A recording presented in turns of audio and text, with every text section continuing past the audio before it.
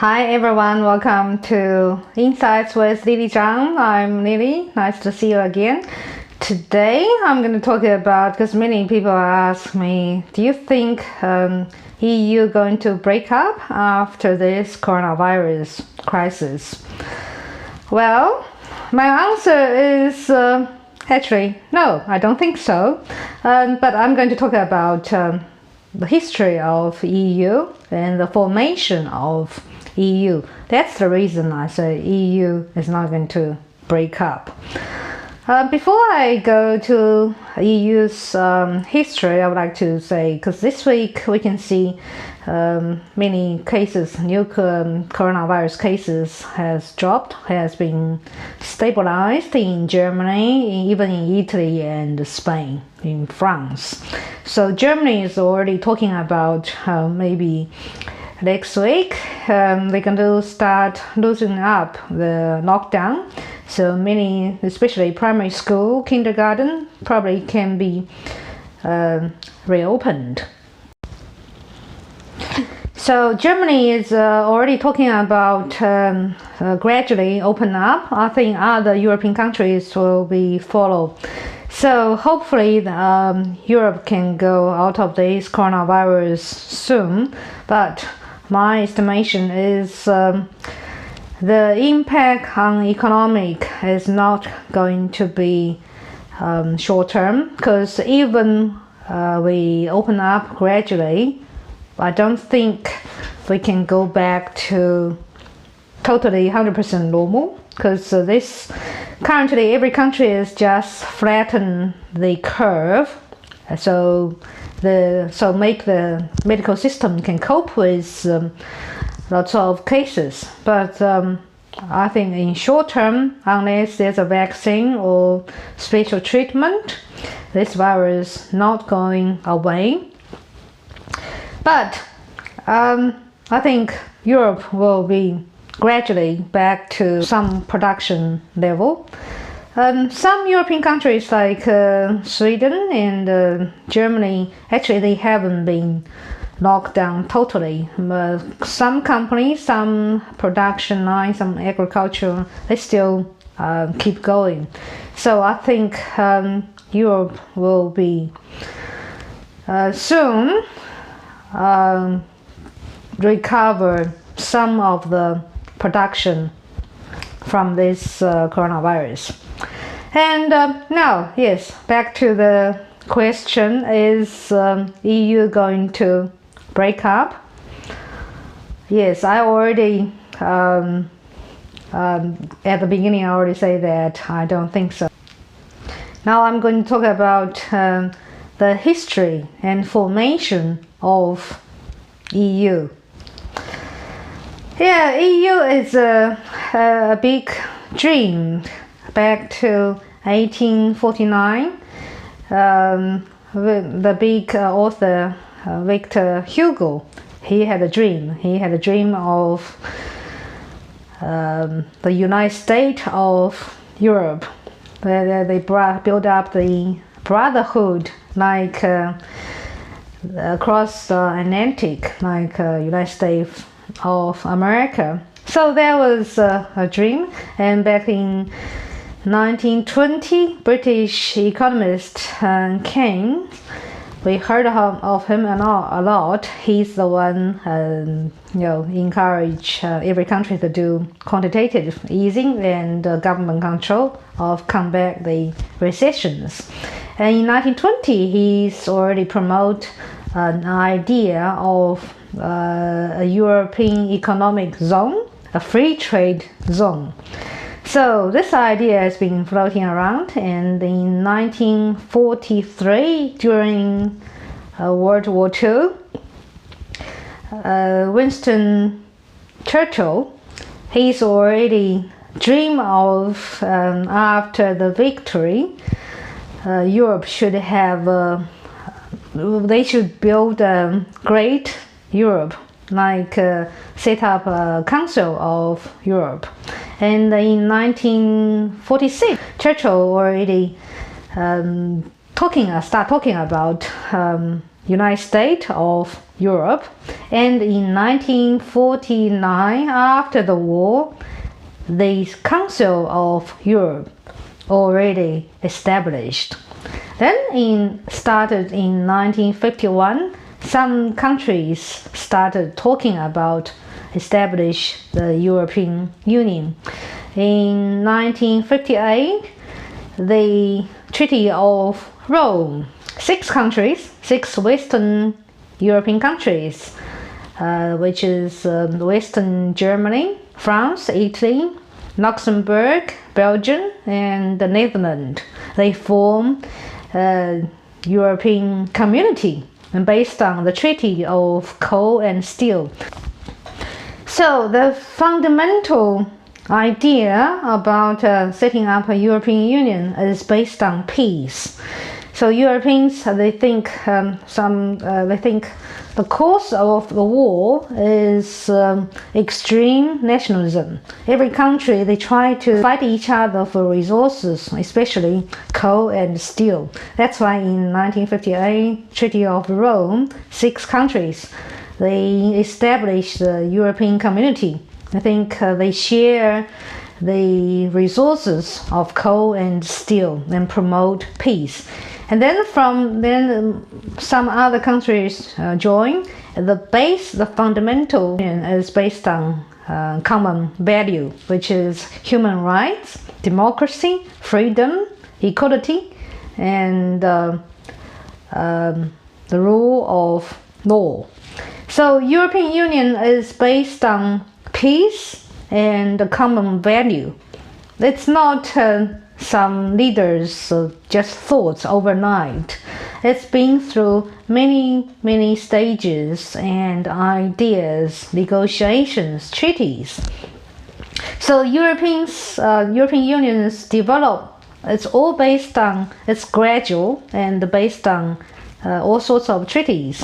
And as time goes on, in some countries, more and more countries join, like UK joined in 1973, and some northern Scandinavia nations like Sweden and Denmark, they joined. In 1987, they signed the Single European Act, which means, because the idea is for European countries, member countries, they demolish their borders. They have free flow of human resources, logistic, and people. So that's the border demolished. Schengen area started in 1987. In 1993, Treaty of Maastricht, the EU officially established, and the citizenship of European Union started. So 1993, that's the formal establishment of European Union. And another milestone was in 2009, Treaty of Lisbon. That's the legal system of European Union established. First time European EU become a legal entity, so they can sign contracts and form foreign relationships with other countries, other regions. So that's a big milestone. And in 1999, the idea of euro, the common currency, started. But many people don't know the difference between Eurozone and European Union. It's two separate concepts. In European Union, there are 27 members. Eurozone, there are 19 members. So some countries, they are in both zone. Some countries like UK and Sweden and Denmark, they are European Union members, but they are not in Eurozone. So that's to don't get confused with not every EU member countries use euro. In 2002, euro become officially implemented. So every country, most of the euro member countries, they convert the currency into euro. Yeah, so in 2012, European Union got a Nobel Peace Prize for its contribution to peace and common values, human rights, democracy, and the legal system. Yeah, so we can, from history and the formation of EU, we can see EU is based on peace and a common value. It's not just, of course, EU is an economic zone as well, but the fundamental of the formation of European Union is based on common ideas of peace and value. So it's not going, and EU is being through many, well, it's established after World War II and been through all sorts of negotiations, treaties, and all sorts of crises as well.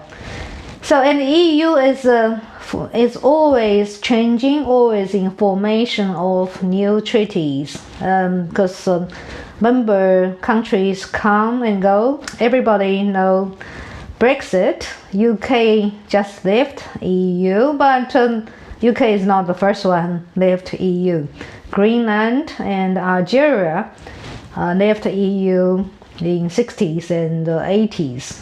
So EU is an international organization. Member countries can come by, of course, by negotiation and invitation, but they can leave EU freely if they will, just by, of course, like UK, they decided to leave EU in 2016, but after 3 years they finally left EU on 31st of January. But Brexit doesn't mean Brexit completed.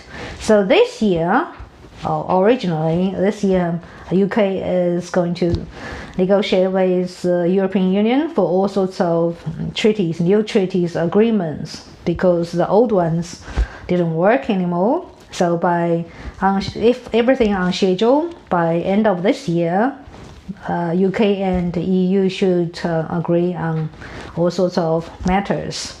But because of the coronavirus, the negotiation between UK and EU now stopped. When they're going to start, so we might see there's a delay of the negotiation. So, but basically, EU always changing, always have new treaties, new agreements sign up. Some country come, some country left. So that's why my conclusion for EU is I don't see EU is going to break up after coronavirus.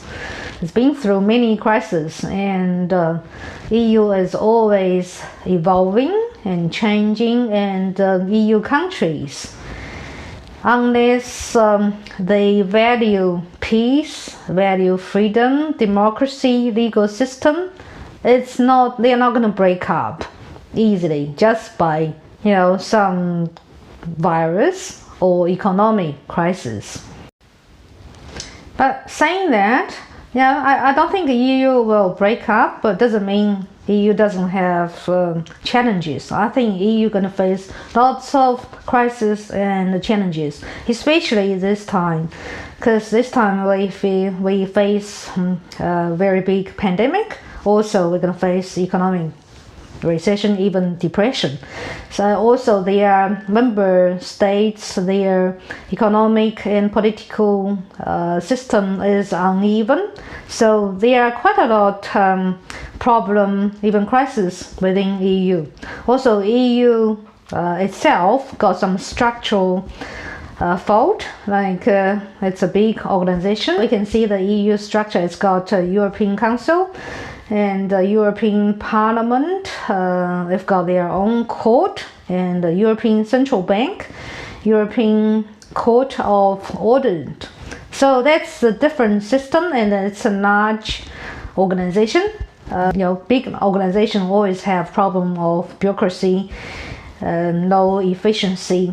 and also member states. They have like Germany, Netherlands, and Italy, Spain. They're totally different, and also Eurozone. They've got a fundamental problem, which is they have one currency, they have one central bank, but every country has their own fiscal policy. So with one currency, one central bank, one interest rate, with different countries' fiscal policy different, but that might cause some conflicts, because it doesn't like United States or Japan or China. They have one central bank, one currency, and also saying one fiscal policy. So that's why you can see in EU there are some countries develop, the economy is very good, like Germany, Northern Europe, but Southern Europe, like Italy, Spain, Portugal, we see they've got problems. This time they're talking about Corona bond. And so of course like a shouting match between Northern Europe and Southern Europe, because the Northern Europeans, they kind of have trust issue about Southern Europeans. Germans and Dutchies, they don't trust Italians, Spaniards. They can manage their money well, or they can repay their debts. Like Greece and Italy, they do have debts problem. So that's why there are big argument about this Corona bond. But finally, I think the member states, they agree on 550 billion euro bond to help those countries, every country affected by the coronavirus. So I think EU is always evolving, is a developing international organization. It's the highest form of countries and how to peacefully get everyone together. So European Union is the first organization in human history. They united one continent with 27 countries together by peace, by treaties. I've been to Brussels, I've been to EU's headquarter. I was so impressed by the efforts, the history, the formation of EU. I think this is a great achievement for human beings and for every country come together peacefully and to avoid war. So I sincerely think EU will last, and it's not going to break up. But doesn't mean it doesn't have challenges. EU will always have challenges, especially now we are in a very difficult time of history. We have the pandemic, we will have economic recession, even depression. So EU, every country, it's not just EU, every country has very big challenges. And how member states of EU overcome these drawbacks, how EU go through all these crises, how EU resettle its relationship with United States, with China, and also how to combat this coronavirus disease, and how to get the supply chain, diversify the supply chain. So there are lots of issues, but I believe Europeans been through so many wars, so many challenges, so many crises. I think they will go through that with courage, and I wish Europeans all the best. Also, of course, I wish you all the best. Thank you very much. I see you